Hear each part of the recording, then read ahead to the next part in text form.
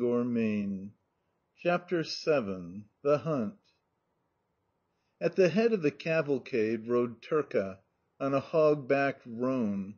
On his head he wore a shaggy cap, while with a magnificent horn slung across his shoulders and a knife at his belt, he looked so cruel and inexorable that one would have thought he was going to engage in bloody strife with his fellow men rather than to hunt a small animal. Around the hind legs of his horse the hounds gambolled like a cluster of checkered, restless balls. If one of them wished to stop, it was only with the greatest difficulty that it could do so, since not only had its leash fellow also to be induced to halt, but at once one of the huntsmen would wheel round, crack his whip, and shout to the delinquent, "Back to the pack there!" Arrived at a gate, Papa told us and the huntsman to continue our way along the road, and then rode off across a cornfield. The harvest was at its height. On the further side of a large, shining, yellow stretch of cornland lay a high purple belt of forest, which always figured in my eyes as a distant, mysterious region behind which either the world ended or an uninhabited waste began. This expanse of cornland was dotted with swaths and reapers, while along the lanes where the sickle had passed could be seen the backs of women as they stooped among the tall, thick grain, or lifted armfuls of corn and rested them against the shocks. In one corner a woman was bending over a cradle, and the whole stubble was studded with sheaves and cornflowers. In another direction shirt-sleeved men were standing on wagons, shaking the soil from the stalks of sheaves, and stacking them for carrying. As soon as the foreman, dressed in a blouse and high boots, and carrying a tally stick, caught sight of Papa, he hastened to take off his lamb's wool cap, and wiping his red head, told the women to get up. Papa's chestnut horse went trotting along with a prancing gait, as it tossed its head and swished its tail to and fro to drive away the gadflies and countless other insects which tormented its flanks, while his two greyhounds, their tails curved like sickles, went springing gracefully over the stubble. Milka was always first, but every now and then she would halt with a shake of her head to await the whipper in. The chatter of the peasants, the rumbling of horses and waggons, the joyous cries of quails, the hum of insects as they hung suspended in the motionless air, the smell of the soil and grain and steam from our horses, the thousand different lights and shadows which the burning sun cast upon the yellowish-white cornland, the purple forest in the distance, the white gossamer threads which were floating in the air or resting on the soil, all these things I observed and heard and felt to the core. Arrived at the Kalinovo wood, we found the carriage awaiting us there, with beside it a one-horse waggonette driven by the butler.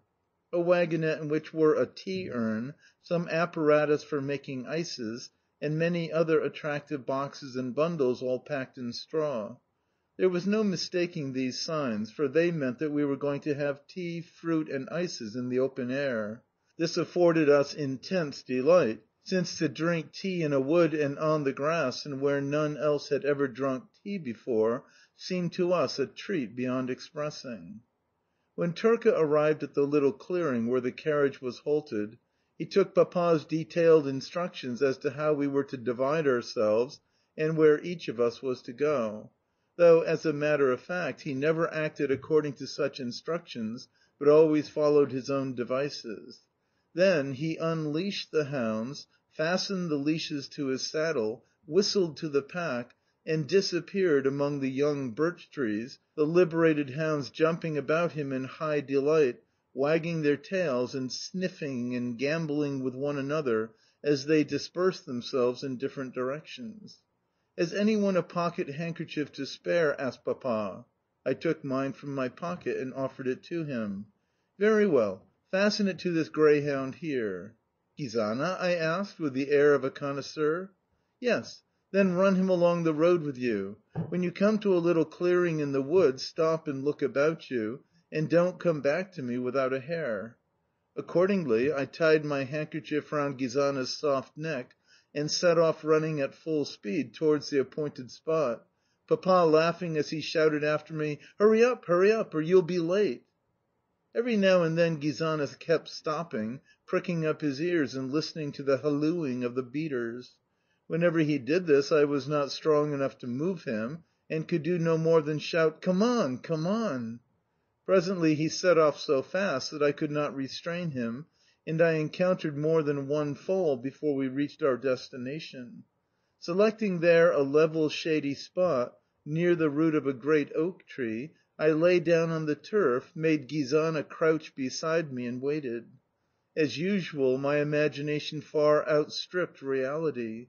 I fancied that I was pursuing at least my third hare, when, as a matter of fact, the first hound was only just giving tongue. Presently, however, Turka's voice began to sound through the wood in louder and more excited tones. The baying of a hound came nearer and nearer, and then another, and then a third, and then a fourth, deep throat joined in the rising and falling cadences of a chorus, until the whole had united their voices in one continuous, tumultuous burst of melody. As the Russian proverb expresses it, the forest had found a tongue, and the hounds were burning as with fire. My excitement was so great that I nearly swooned where I stood. My lips parted themselves as though smiling, the perspiration poured from me in streams, and in spite of the tickling sensation caused by the drops as they trickled over my chin, I never thought of wiping them away. I felt that a crisis was approaching, yet the tension was too unnatural to last. Soon the hounds came tearing along the edge of the wood, and then, behold, they were racing away from me again, and of hares there was not a sign to be seen. I looked in every direction, and Gizana did the same, pulling at his leash at first and whining. Then he lay down again by my side, rested his muzzle on my knees, and resigned himself to disappointment. Among the naked roots of the oak tree under which I was sitting, I could see countless ants swarming over the parched grey earth and winding among the acorns, withered oak leaves, dry twigs, russet moss, and slender, scanty blades of grass. In serried files they kept pressing forward on the level track they had made for themselves, some carrying burdens, some not. I took a piece of twig and barred their way.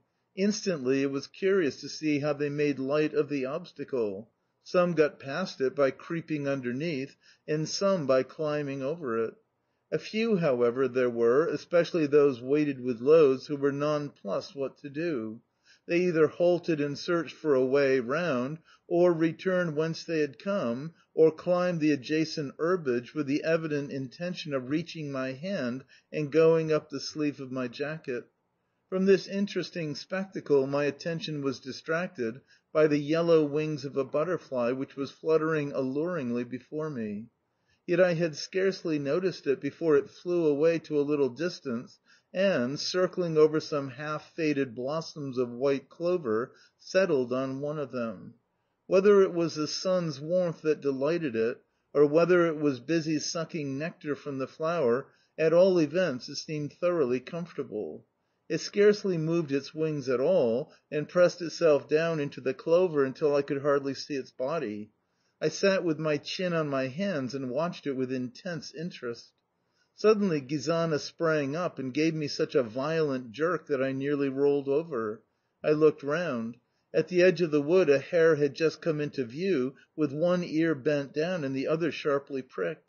The blood rushed to my head, and I forgot everything else as I shouted, slipped the dog, and ran towards the spot. Yet all was in vain. The hare stopped, made a rush, and was lost to view.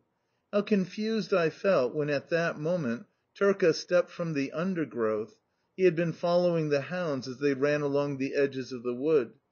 He had seen my mistake, which had consisted in my not biding my time, and now threw me a contemptuous look as he said, "Ah, master!" And you should have heard the tone in which he said it. It would have been a relief to me if he had then and there suspended me to his saddle instead of the hare. For a while I could only stand miserably where I was, without attempting to recall the dog, and ejaculate as I slapped my knees, "Good heavens! What a fool I was!"